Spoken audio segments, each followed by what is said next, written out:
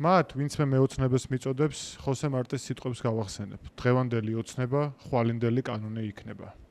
მე არ მეშენია საპყრობილის, არ მეშენია იმ ბოროტირის ხვისა, რომელმაც 70 ამხანაგი წამართვა. დამადანაშაულეთ, ისტორია მაინც მე გამამართლებს. ეს არის ფიდელ კასტროს ცნობილი სიტყვები მონკადას ყაზარმაზე, მას შემდგომ რაც ამ ყაზარმაზე განხორციელებული თავდასხმა წარუმატებლობით დამთავრდა, შემდგომ ფიდელი და მისი თანამებრძოლები დააპატიმრეს და სასამართლო ექთნის ოთახიდან მიმდინარეობდა. სწორედ მივხვდით დღეს კუბა ლიბრეს მეოთხე ეპიზოდს წერთ და ტრადიციულად ამ ამბავში დამეხმარება გიორგი ხატიაშვილი, რომელიც ამერიკაში იმყოფება და სულ ცოტა ხანში შემოგვიერთდება. დღევანდელ ეპიზოდში ვისაუბრებთ რევოლუციის პირველ ნაწილზე. ფიდელი, რომელიც უკვე სრულყოფილი პოლიტიკოსია, შეტევაზე გადასვლას გადაწყვეტს.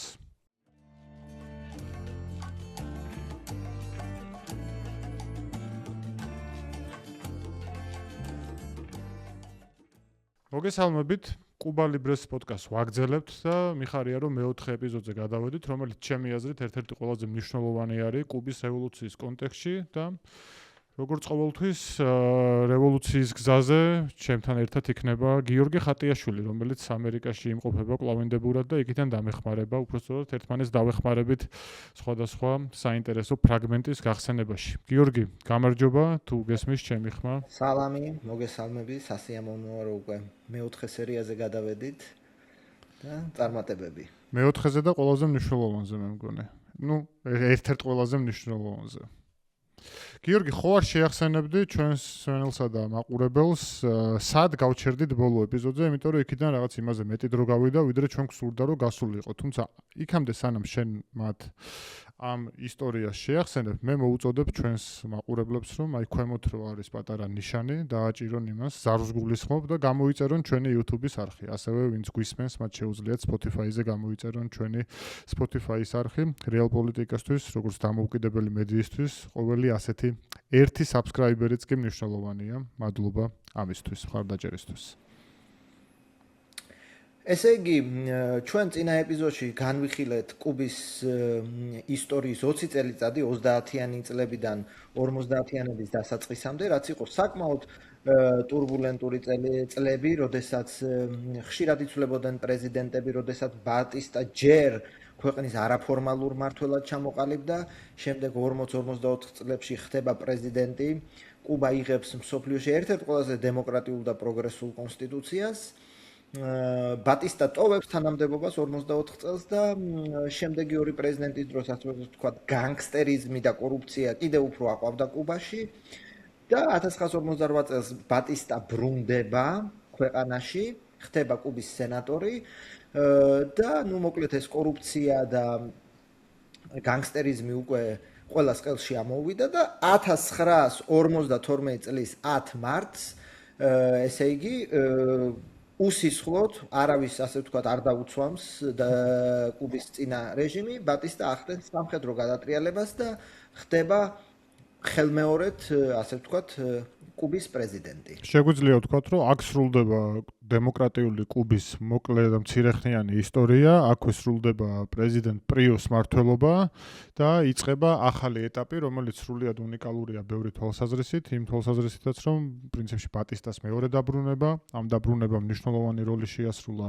შემდგომში კასტროსა და მისი თანამეგობრების რადიკალიზაციაში. შეგვიძლია მოკლედ ვთქვათ, რომ ეს საინტერესო ისტორია არის. იქამდე სანამ ბატისტა პუჩს მოაწყობს, იგი ცდილობს არჩევნების გზით დაუბრუნდეს კუბის ხელისუფლებას, თუმცა პრინციპში ბოლო უკვე არჩევნებამდე 3 თვით ადრე ირკვევა, რომ ბატისტას შანსი არ აქვს გამარჯვების, იგი მესამე ადგილზეა.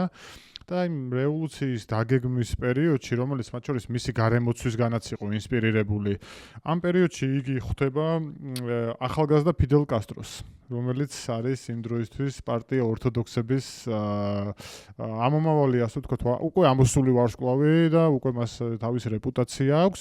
შუამავლის წყალობით ესენი ერთმანეთს ხვდებიან. ბატისტა ფიქრობს, რომ ფიდელი მის პარტიაში იყოს, სამომავლო პარტიაში თუ მოძრაობაში, რომელიც ასე ვთქვათ, მის საპრეზიდენტო კამპანიას გაამაგრებს და შემდგომშიც უკვე გადაყვება მას პრეზიდენტობისას. თუმცა აი ძვირადღირებულ ვილაზე, რომელიც ბატისტას ვილაზე, რა თქმა უნდა, შედგა ეს შეხვედრა, ისეთი ძალიან ზოგადი ფრაზებით და პრინციპში არც ერთმა მხარემ ერთმანეთს კარტი არ გაუხსნა, როგორც მოგვიანებით ამბობენ, ბატისტამ მიიჩნია, რომ ფიდელ კასტრო ესე ბუნებით პროვოკატორი იყო და რაღაცა ვერანაირი ემოციური ერთიანობა ვერ დაინახა ბატისტასთან. თავის მხრივ ფიდელ კასტროსაც ახლა გასაგებია, მე მგონი დიდი აღწერა არ ჭირდება, რა შეფასება ექნებოდა და რა წარმოდგენები ბატისტას მიმართ. ეს ისეთ ისტორიისთვის მცირე ჩანართი, რომელიც ბევრ შეიძლება არც ახსოვდეს. მოკლედ სანამ ეს ორი ადამიანი ერთმანეთს შეასკდებოდა, იქამდე საერთო ნიადაგის პოვნას სცადეს, თუმცა წარუმატებლობით დასრულდა. როგორც შენ აღნიშნე, პრინციპში შეგვიძლია ვთქვათ, რომ 9 მარტს იწყება ეს გადატრიალება და ეს გადატრიალება კოლუმბიის ბაზაზე ხდება, სადაც 1923 წელს 20 წლით ადრე დაახლოებით ბატისტა სერჟანტების რევოლუციას აწყობს. ასეა ხო? თუ მეშლება რამე დეტალი. და აქ რა არის საინტერესო, რომ შევადაროთ პირველ ბატისტას, ასე ვთქვათ, ხო, პრეზიდენტობას 40-44 წლებში. საოცარი კონტრასტია იმ კუთხით, რომ იმ წლებში რაღაცა დემოკრატიის, რაღაცა ასე ვთქვათ, შირმას მაინც ეფარებოდა ბატისტა და ნუ როგორც უკვე ვთქვი, კონსტიტუცია მიიღეს. ამ შემთხვევაში, ესე იგი პირდაპირ უქმდება ყველანაირი, ასე ვთქვათ, უფლებები, იღებენ ახალ კონსტიტუციას, რომელიც ბატისტას აძლევს უფლებას, რომ შეზღუდოს სამოქალაქო უფლებები, იგრძალება პოლიტიკური პარტიები და ასეთ პირობებში ჯერ თქვათ ბატისტა შეპირდა მოსახლეობას, რომ 1953 წელს ჩაატარებდა არჩევნებს და ესეც არ მოხდა, მხოლოდ 1954 წელს ის გადადგა, ჭალებში გადადგა, რო კენჭი ეყარა და იმავე წლის ნოემბერში უოპოზიციოდ გაიმარჯვა. რაც რთული არ არის. ხო, მოგეხსენებათ და კუბას ეს ახსოვს. ხო, ანუ ასე ვთქვათ, უკვე de facto და de jure დიქტატურის პირობებში და ჩვენ ეს სხვა ეპიზოდებშიც განგვიხილავს, რომ ფიდელი ნელ-ნელა მიდის იმ დასკვნამდე, რომ ეხლა ესეთი სამხედრო ჩამოგდება ხელისუფლების ძალისმიერი გზით პრობლემას არ წარმოადგენს და უკვე ფიდელი და მისი თანამოაზრეები იწყებენ ორგანიზებას, რომ რევოლუციის გზით შეიარაღებული რევოლუციის გზით დაამხონ ბატისტას რეჟიმი. აქ ერთი თეორია არის სხვათა შორის, რომლის მიხედვითაც სხვადასხვა მოსაზრებები არსებობს. ერთ-ერთი თეორია არის შემდეგი, რომ ფიდელ კასტროს და მის თანამებრძოლებს სინამდვილეში გაუხარდათ ბატისტას მიერ მოწყობილი რევოლუცია, რადგანაც ეს მათ აძლევდა ნიადაგს და საფუძველს, რომ ის რაც გულისწადილიც მათ მუდამ ჰქონდათ, რომ რევოლუციის გარდა სხვა გზა არ არსებობდა ხელისუფლების შესაცვლელად, აი ამის ლეგიტიმაცია მომხდარიყო.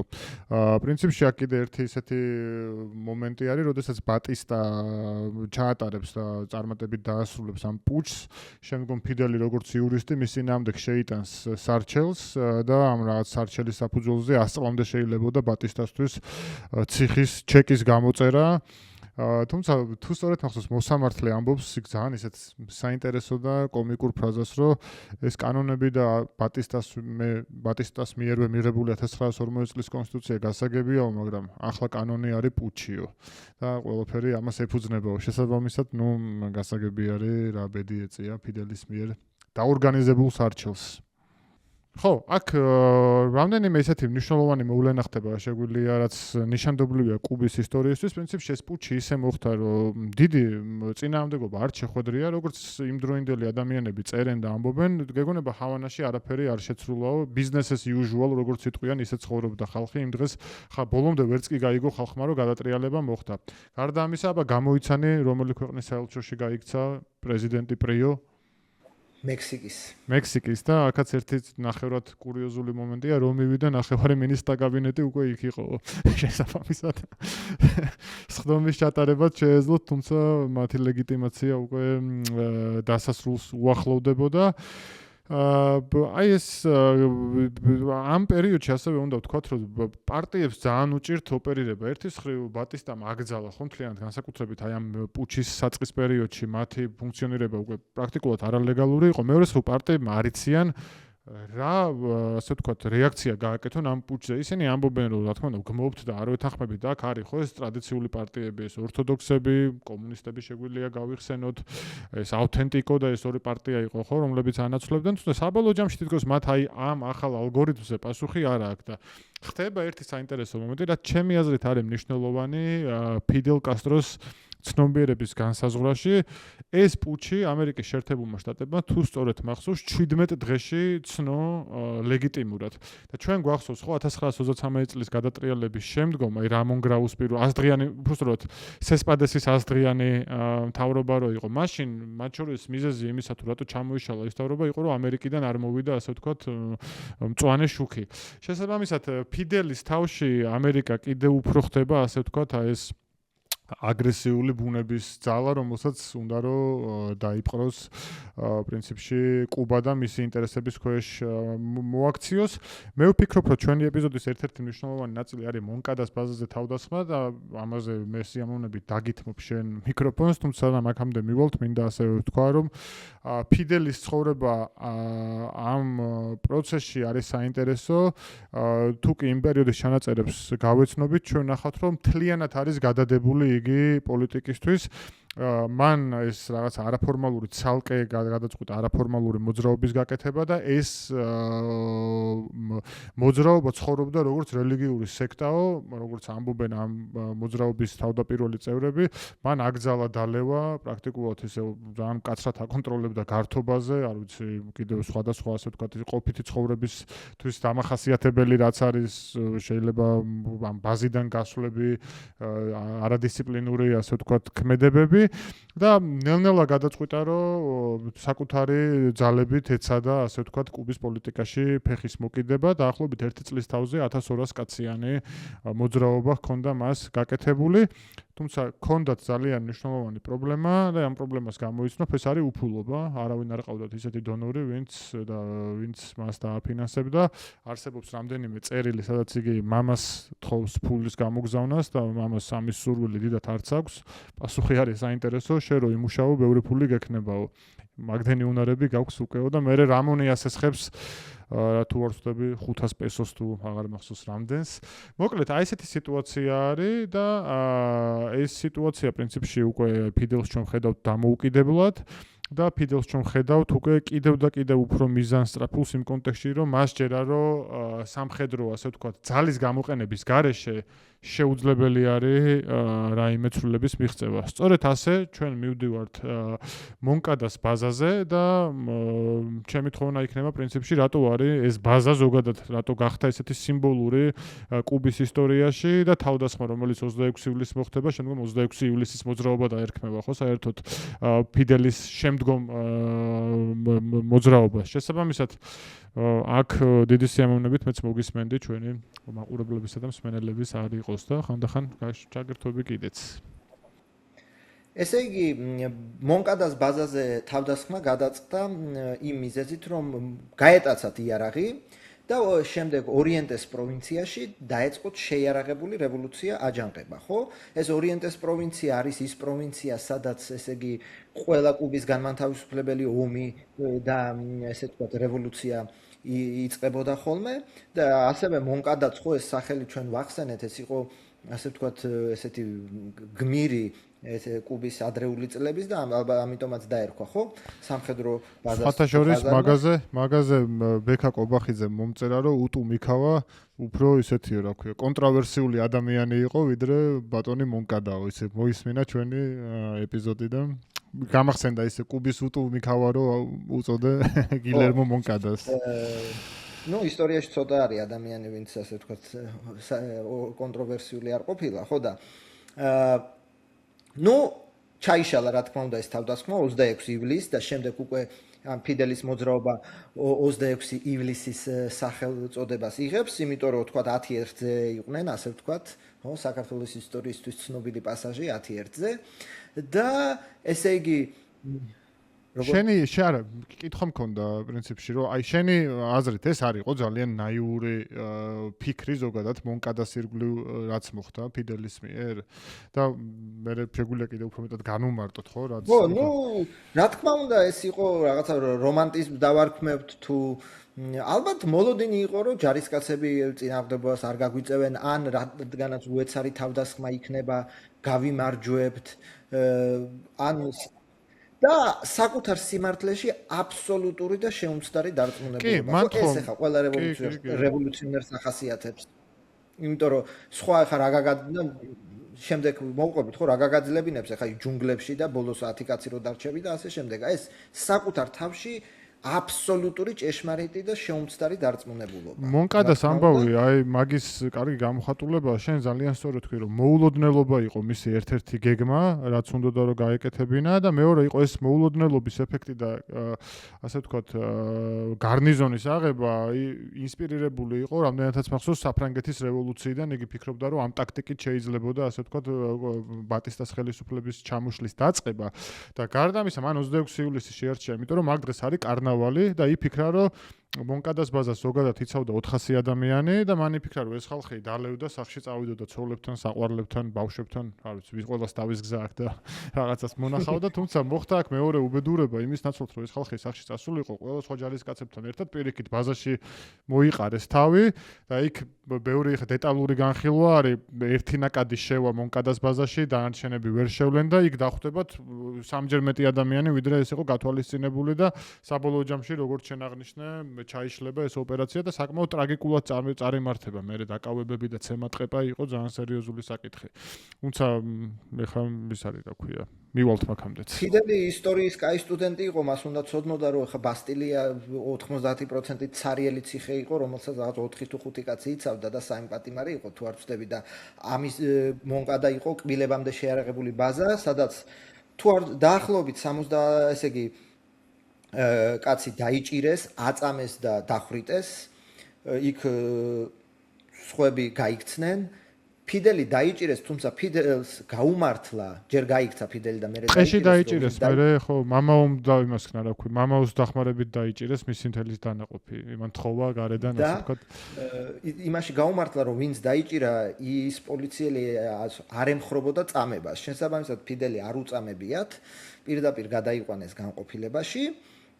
და იწყება სასამართლო პროცესი. ხო, ეგ ძალიან მნიშვნელოვანი არის ბევრი კუთხით და მათ შორის უბრალოდ ვისარგებლებ იმით, რომ წეღარა შესავალიც გავაკეთე, ეს სწორედ ამ სასამართლო პროცესიდან არის ის ცნობილი სიტყვები, რომელიც შემდგომ ბევრმა გაიმეორა, მათ შორის საქართველოს. რა თქმა უნდა, ისტორია მე გამამართლებს, რაც შენ წაიკითხე, რომელიც ციხიდან ასანთის კოლოფსზე ესეთი სიტყვით არის გამოტანილი კონტრაბანდული გზით. მე ერთად აიკინძა და ესეთი როგორც არალეგალური ლიტერატურა ვრცელდებოდა. მან დღემდე არის კამათი ეგ სიტყვები არის სამი ოჯახია ასე ვთქვათ. ერთი არის რომ ეგ სიტყვები საერთოდ არავის არ უთქვამს და მე გადაწერა ისტორია. მეორე არის რომ დაახლოებით მსგავსი თქვა, მაგრამ არა ასეთი დახვეწილი და მესამე არის რომ ეს სწორედ ისე ითქვა, როგორც ჩვენ ვიცით. ეს ახლა მე მგონი იმაზეა დამოკიდებული ვის როგორ მოწონს ფიდელ კასტრო და ყველა თავის გზას აქაც იპოვის. და სასამართლო ბევრი კუთხით არის საინტერესო. პირველი იმ კუთხით, რომ ესე იგი 19 ასე ვთქვათ აჯანყებული საერთოდ გაამართლეს, ხო, საინტერესოა, ხო, ხა კაცი ჭამია ბატისტა, დიქტატურა და 19 მტკიცებულებების არარსებობის გამო 19 მეამბოხე გაათავისუფლეს. 20 მეამბოხეს მიუსაჯეს 10 წელი. რაულს ფიდელის ძმას, რომელიც ამას წინათ 95 წლის გახდა და ასე ვთქვათ კუბის დღემდე დე-ფაქტო ლიდერია, ხო, ასე ვთქვათ, მიუსაჯეს 13 წელი. ფიდელის როგორც ასე ვთქვათ ლიდერის პროცესი ცალკე გაიმართა და მას მიუსაჯეს 15 წელიწადი. აქ ბატისტა აკეთებს ბოდიში ერთ იდიოტობას ჩემი აზრით. შენ ახსენე რომ რამდენიმე ადამიანი გაამართლეს. ეს სხვადასხვა ძალიან საინტერესო ფაზა არის. ბატისტა და მისი რეჟიმი უშვებს კატასტროფულ შეცდომას, ოდესაც ამ სხდომებს ნახევრად ღიას ხდის და მათ შორის დაკავების პირველ პერიოდში ფიდელს მიცეს იმის საშუალება, რომ რადიო ინტერვიუ მიეცა, რითიც მან ეს მის მიმართ ძალიან აგრესიულად განწყობილი კუბელი მოსახლეობის გული შემოაბრუნა, იმიტომ რომ ეს მისთვის ეს იყო სასუნთქი ჰაერი იყო, ასე ვთქვათ, საზოგადოებრივ ცხოვრებაში. აი ეს ჩემთვის დღემდე რაღაცა გაურკვეველი არის, როგორ უშვებენ მათ შორის ესეთი დიქტატორები და მე რა თქმა უნდა, ბატისტა არ იყო ანგელოზი, ყოველსაც წელს ისე რომ ვთქვათ, ასეთ შეცდომებს. პასუხი არის თავდაჯერებულობა, ხო? ესე იგი, თავდაჯერებულობა და ნუ ცოტა ისე ირონიულად რო ვთქვათ, ის რომ მას მაკიაველი შეიძლება წაკითხული ჰქონდა, მაგრამ არ გამოიყენა, იმიტომ რომ შემდგომშიც შეცდომებზე თუ არის ლაპარაკი ამნისტია, რომელსაც ის 1955 წელს აცხადებს, ხო, მხოლოდ 2 წელი მოუწია ფიდელს ჩდომა და გამოუშვებს ყველას, იმიტომ რომ ესეც ხო თავდაჯერებულობა ბატისტა დარწმუნდა რომ მის რეჟიმს საფრთხე არ ემუქრება და ისინი შეიწყალა, ხო, ხა მაკიაველი რო წაკითხული ჰქონოდა, ეცოდინებოდა რომ არ შეიძლება შენი მტრების დანდობა. თან მან მეორე კონტექსტიც არის, რომ იქამდეც ეგრე იყო და მერეც იქამდე გულისხმობ ჩემთვის მაინც მონკადას თავდასხმა და შემდგომ ეს გარკვეული წყალგამყოფი არის. ბატისტა მაინც ფიქრობდა და ეს ფიდელისთვის მუდმივად იყო ხელშემწყობი, რომ თავარი ასე ვთქვათ, საფრთხე მოდიოდა კომუნისტებისგან და მოდიოდა იმ ასე ვთქვათ ისტებლიშმენტური პარტიებისგან, რომლებიც აქამდე არსებობდნენ. ეხლა მათ შორის პოლიცია, როდესაც მივა იმ ბაზაზე ჩხრეკაზე, საიდანაც დაიწყო მონკადაზე თავდასხმა, იქ ერთ-ერთ ფიდელის თანამებრძოლს ჰქონდა ლენინის წიგნი წამოღებული და ეს პროპაგანდა მაშინ ძალიან კარგად გამოიყენა, რომ აი კომუნისტების მიერ არის ასე ვთქვათ ეს ყველაფერი ორგანიზებული, ოღონდ პრიო, რომელსაც მე ეს ყველაფერი მიაწერეს, ანტიკომუნისტი იყო, მოკლედ. ეს პროპაგანდა ცოტა რაღაცებს მაგონებს, მათ შორის ზოგიერთი ქვეყნის ხო, საბედისწერო შეცდომებს უჩვენებს ჩემი აზრით თავდაჯერებულობის გამო, იმიტომ რომ ეხა იმ პერიოდში 55 წელს თან მალე არჩევნები მოიგო და ეხა ჯარი, პოლიცია, მთელი სახელმწიფო აპარატი მის გვერდით იდგა და ასე ვთქვათ, ეს რავდი 30 თუ 40 მიამბოხე მისთვის პრობლემას არ წარმოადგენდა, თან არ ვიცი ეს ითამაშა დემოკრატია არ ითამაშა, მაგრამ გამოაცხადა საყოველთაო ამნისტია და ამ ამნისტიით ასე ვთქვათ შეეხო ასევე ფიდელს და მის ძმას და სხვა მიამბოხებს, რომელიც ყველამ დატოვა ციხე, რომელიც კუნძულზე იყო განლაგებული. ეს 2 წელი, რომელიც ციხეში იჯდა, სხვათა შორის ძალიან ეფექტურად გამოიყენა ფიდელმა. ხო, არა მარტო ის ალბათ წიგნები იკითხა. წიგნები იკითხა და მეორე სასამართლოზე წარმოსთქმული ასე ვთქვათ სპიჩის გარდა სხვაც ასე ვთქვათ ეს წერდა წერილებს, რომელიც მე არალეგალურად იბეჭდებოდა იმ თანამებრძოლების მიერ, რომელიც ასე ვთქვათ თავისუფლებაზე იყვნენ და ვრცელდებოდა და ნელ-ნელა ეს პოლიტიკური ასე ვთქვათ რენომე და პოლიტიკური სახელი ფიდელს უფრო და უფრო გაუმყარდა კუბელ მოსახლეობაში. მან ხო იცი ერთი საინტერესო ისტორია, სხვათა შორის ეფექტურ გამოყენებაზე როცა ვაპარაკობთ, მაგის ფიდელის ციხის ბადრაგი ვინც იყო, მერე გახდა დაცვის უფროსი. ეგეთი უცნაური დამეგობრებები იშვიათი არის ციხეში შენი ბადრაგი, როცა შეგიძლია რომ მოიმხრო, ესე იგი მართლაც გაქვს რაღაც კომუნიკაციის ისეთი ნიჭი, რაც ბევრს შეიძლება არ ქონდეს. და კიდე ერთხელ ეს იმაზეც მეტყველებს, ჩვენ მე უფრო ვილაპარაკებთ, ხო, რევოლუციის გამარჯვებაზე. ეს მეტყველებს იმაზე, რომ ბატისტას დიქტატურა იყო შიგნიდან გამომპალი, არაფერზე არ იდგა, გარდა იმისა, რომ აი, ახლა რეჟიმია და რაღაცა და არ ქონდა არანაირი შიდა იდეოლოგიური ცეცხლი, ხო? ხო, არიან დიქტატურები. ძალაუფლების შენარჩუნება იყო, ხო? აქ რეალურად ის ცეცხლი რითიც არანაირი იდეაზე ეს არ იდგა, ეს ბატისტას დიქტატურა ანტიკომუნიზმზეც არ იდგა წესიერად, ხო? ანუ კომუნისტებთან ქონდა ალიანსი, გააჩნია, როდის რა ქარი დაუბერავდა. გიორგი, იცი რა, აქ მე მგონი მნიშვნელოვანი არის ასევე რაღაც მომენტში ჩვენ ვთქვათ, ბატისტას აი ეს კუბა ამ პერიოდში როგორი არის, იმიტომ რომ ბატისტას მომხრეები ამბობენ, რომ კუბა არის მდიდარი, ეკონომიკურად განვითარებული ქვეყანა, ფიდელის მომხრეები ამბობენ და ფიდელი იმ თავის ცნობილ სიტყვაში მათ შორის ამას ჩამოთვლის, რომ ჩვენ გვემხრობა 700,000 ასე ვთქვათ დაუსაქმებელი ადამიანი, პირობით 30,000 მასწავლებელი, 300,000 ცუდად გადახდილი ყანების მუშა. ანუ თითქოს ორივე ბანაკში რაღაც სიმართლის მარცვალი არის, იმიტომ რომ ერთის ხრივ მშპ-ს თუ აიღებ მაგალითად სადღაც 1955 წლისკენ კუბა არის მეხუთე ადგილზე ლათინურ სამყაროში, თუმცა მეორე ხრივ თუ კი აიღებ ასე ვთქვათ მკვდარ სეზონზე დასაქმებულების რაოდენობას და ამას თუ სოფლებში ნახავ მით უმეტეს, ნახავ რომ ძალიან დაბალი მაჩვენებელი არის. ასევე ანუ მე მგონი ეს ჰავანის და რეგიონების კუბა ორი სხვადასხვა რაღაც არის, ხო? აი რო შევხედოთ რაღაცა ამ ჭრილიდანაც და რატო, იმიტომ რომ ეს დაგვეხმარება პოლიტიკის გაანალიზებაში იმ პერიოდის. ნამდვილად. ეს დაუსრულებელი დავა თუ რა იყო კუბა რევოლუციამდე, იყო ეს 64 თუ არ იყო 64, როგორც ყველაფერი ისტორიაში, ეს გაცილებით რთული და კომპლექსური და ყველა ასე ვთქვათ ატრიბუტით აღჭურვილი ასე ვთქვათ სურათია. ერთის მხრივ ნამდვილად კუბა ყველა ინდიკატორით შედიოდა ლათინური ამერიკის 5-ეულში, 4-ეულში, 2-ეულში, 3-ეულში, გააჩნია ხო მონაცემებს და ავტორს, ხო? ესე იგი კუბას მაგალითად, ხო, ვენესუელას შემდეგ ლათინურ ამერიკაში მეორე ქვეყანა იყო ავტომობილების რაოდენობით, გააჩნია წყაროს მესამე მეორე ქვეყანა ტელეფონების რაოდენობით, კომუნიკაციებში იყო ძალიან წინწასული, ძალიან რადიოების მაჩვენებელი, ტელევიზორების რაოდენობით, მაგრამ როგორც შენ აღნიშნე, ეს ყველაფერი იყო კონცენტრირებული ჰავანაში. ჰავანა იყო თავკომპალა, სრული, მაგალითად არა, ესე იგი, ბიზნესის, რომელიც შაქარს არ ეხებოდა 75% ჰავანაზე მოდიოდა, ექიმების ნახევარი, მედდების 70%, ანუ თუ რამე განვითარება იყო კუბაზე, იყო ჰავანაში. ჰავანას მიღმა ეს იყო მედიცინა კარგი ახსენე, იმიტომ რომ ერთი უტყუარი სტატისტიკა არსებობს, კუბაში 1000 მოსახლეზე მოდიოდა ერთი ექიმი და იგივე მაჩვენებელი ორიენტეში იყო 2500 მოსახლეზე. ანუ აი ეს კარგად ანახებს იმ დისპროპორციას, რაც დედაქალაქსა და რეგიონებს შორის არსებობდა.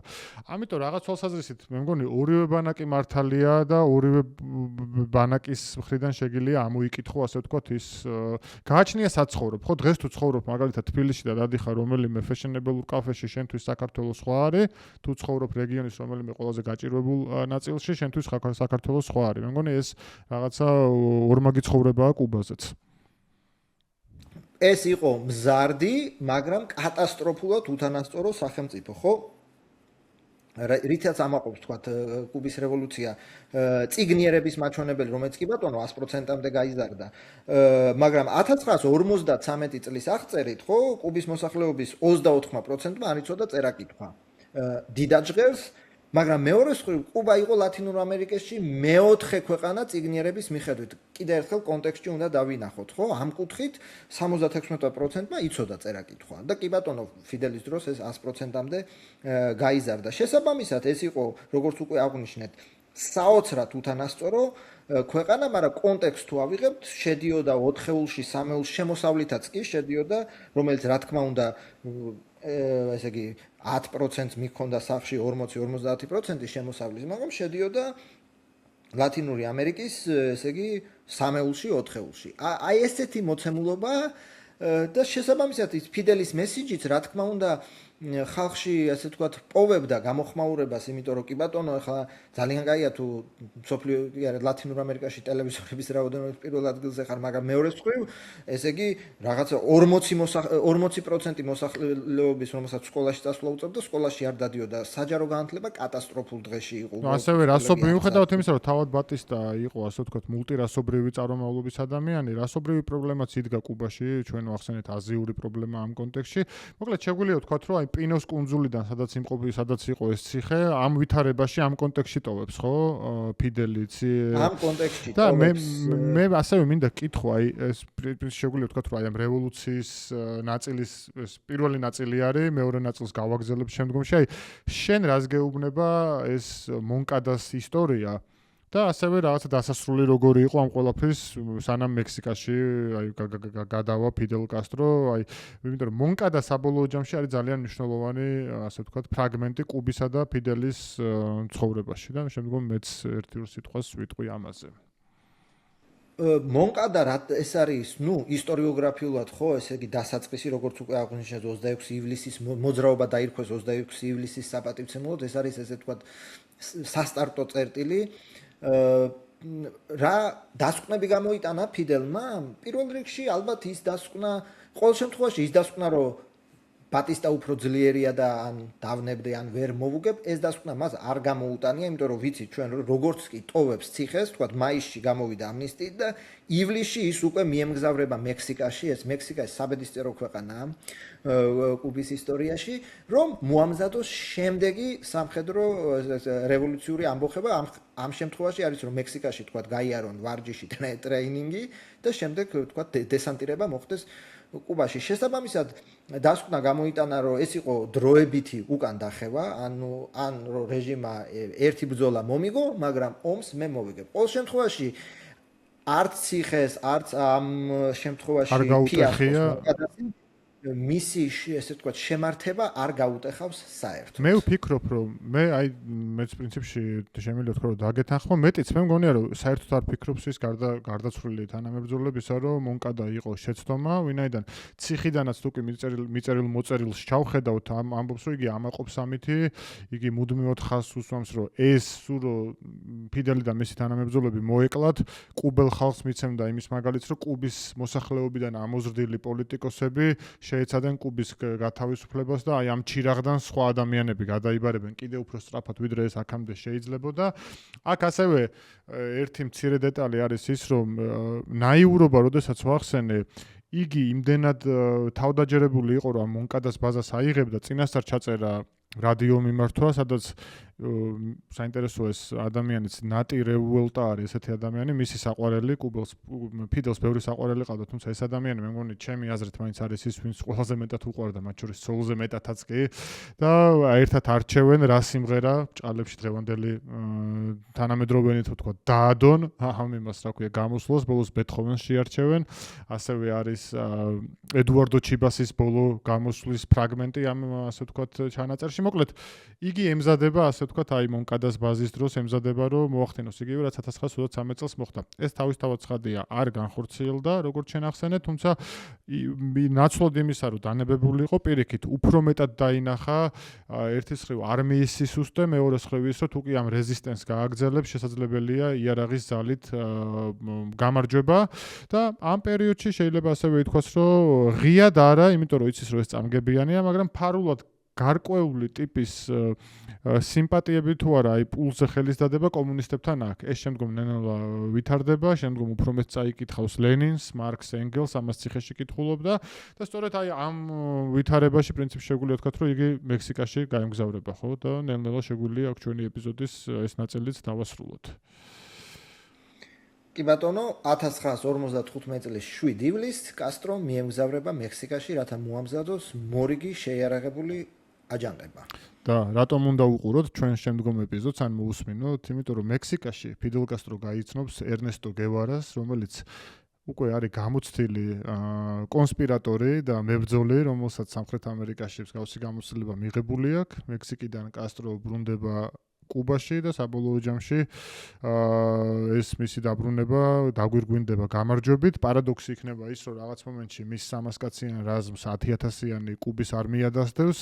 მოკლედ ეს და სხვა დეტალები ჩვენ შემდგომ ეპიზოდში, რომელიც სამავე არხზე დაიდება და მე ისე ვგთხოვთ, რომ გამოიწეროთ ჩვენი არხი რეალ პოლიტიკა. დღეს კი მე მგონი შეგვიძლია აქ მორჩეთ, ხო, გიორგი და მადლობა გადავხადოთ ჩვენს მენეჯერებს და მოკლედ ეს იყო კუბა ლიბრეს მეოთხე ეპიზოდი და ჩვენ კვლავ უფრო სწრაფად დაგიბრუნდებით ამავე ისტორიის მეორე ნაწილით. მადლობა კიდევ ერთხელ.